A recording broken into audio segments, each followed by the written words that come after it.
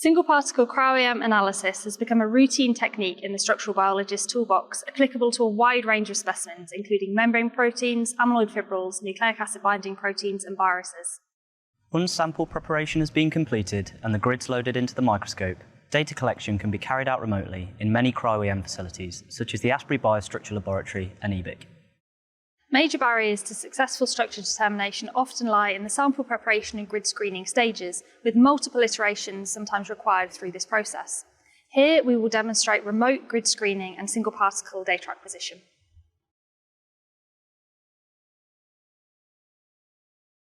In the Autoloader tab of the microscope user interface, tab out the Options dialog using the arrow and press the Inventory button.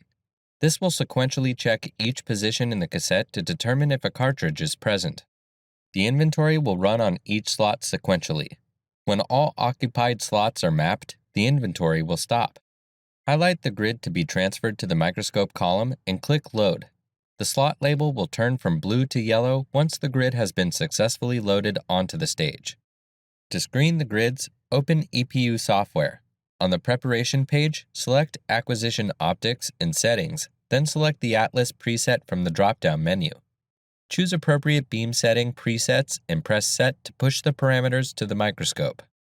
Press to open column valves and insert the flue screen. Check that a beam is visible and sufficiently spread and centered to cover the detector.